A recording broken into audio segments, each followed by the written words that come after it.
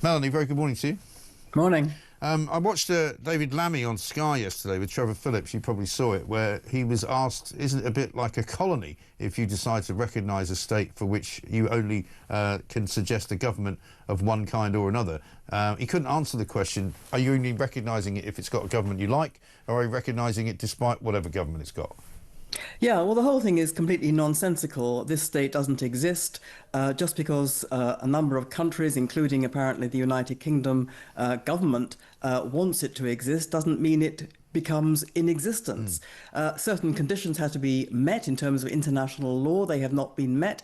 Anybody with half a brain can see this thing doesn't exist. And the hapless Lammy, to whom you've just referred, on that very interview with Trevor Phillips, made a complete idiot of himself because he actually admitted that just recognizing a state of Palestine, he said, of course it doesn't bring it into existence. Well, if it's not in existence, then what are they recognizing?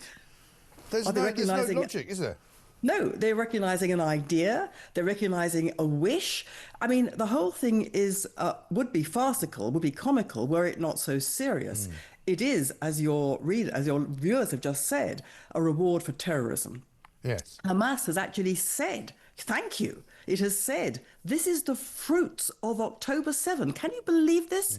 That Britain's Labour government under Sir Keir Starmer has delivered to Hamas a reward for the most barbaric and biggest single atrocity against the Jewish people since the Holocaust. What an appalling disgrace for a British Prime Minister. Yeah, and what I've been saying this morning as well, it doesn't appear to have been any kind of public conversation about it. There's been no debate in Parliament, as far as I'm aware. I haven't really even read a piece written by a cabinet minister in defence of this particular position. There's been no intellectual conversation about it whatsoever. Well, no, I think we can all see broadly what's happened. You know, Sir Keir Starmer under enormous pressure from the Gaza first tendency, which is growing, unfortunately. I mean, as if Gaza has anything to do with the interests of the British people, of whom he is the Prime Minister. But anyway, there's an enormous pressure on him personally from his hard left, who would depose him in a heartbeat over this. There's enormous pressure from the rising Muslim bloc, the rising power of the Muslim bloc, both inside the Labour Party and in the country.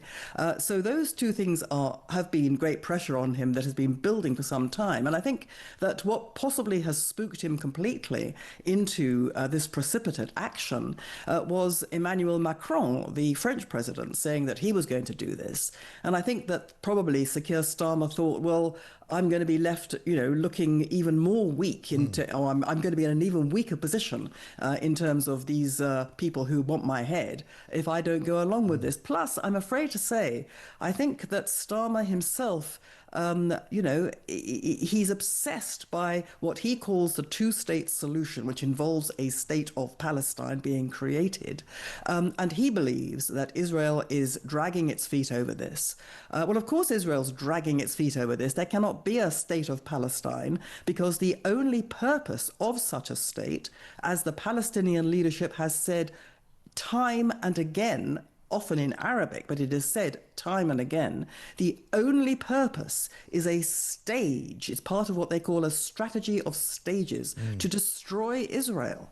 I mean, you know, I'm speaking to you from Jerusalem, just sort of down the road, sort of between you and sort of Kilburn, as it were, or, you know, Primrose Hill, is the area which would be designated as part of Palestine, from which it is eminently possible to fire missiles straight at the Israeli capital, straight at Ben Gurion Airport, straight at most of Israel. Indeed, a missile attack was thwarted from those areas in the last few days. A missile attack. Can you imagine a missile being fired at you where you're sitting from, say, Primrose Hill? That's what's being faced here now. That's what Keir Starmer wants to bring into existence permanently. What is the man thinking of? He is either delusional or he's evil. Right.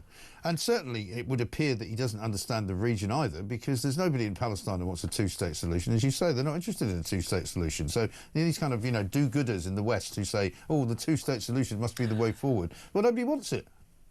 No, the only people who want it are the people who want Israel gone, and it's being used. This whole thing of Palestine recognition, which is now running across the world in country after country, has been is part of a really wildly successful campaign of demonization and delegitimization of Israel going on for many years now, spearheaded by the Palestinian Authority, probably backed by other countries such as, for example, Iran, which has the same kind of aim in mind. But certainly the Palestinian Authority has been going on about this, this tack for a very long time. In other words, the Palestinian Authority long ago decided that it could not defeat Israel by conventional military means, and it probably couldn't defeat it by terrorism, although it's having a good go at it the whole time. And every day there are attacks and thwarted attacks going on. So the Palestinian Authority decided that it could achieve its ends through the diplomatic route. It understood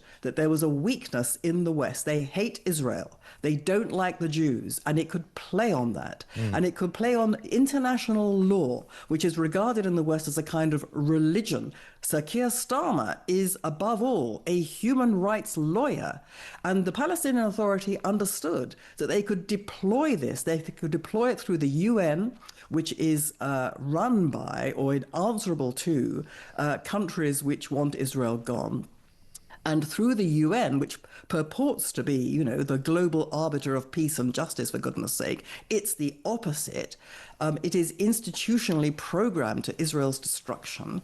And through its satellite agencies, its courts, its whole humanitarian apparatus, the Palestinian Authority has been using that. And recognition of Palestine is a kind of super mega stunt in order to plant in people's minds the idea that there is a state of Palestine, there should be a state of Palestine, and that the only people who are stopping this worthy endeavor is the state of Israel. But the state of Palestine has one purpose only: genocidal, to destroy Israel, to exterminate Jews.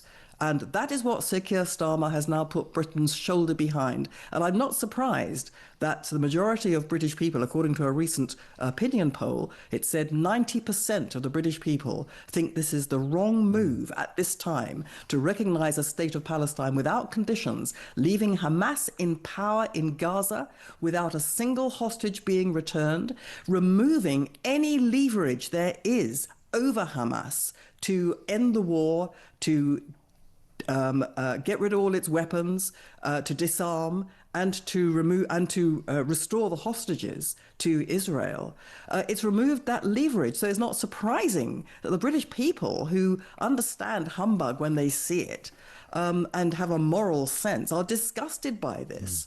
And that's what Sir Keir Starmer has done. I don't think, you know, if he thinks he's bought himself out of a problem, I think he's actually going to find that he's managed to secure a much bigger problem for himself. Yes, I think so. Melanie, good to talk to you. Thanks very much indeed. Melanie Phillips there, talking to us from Jerusalem.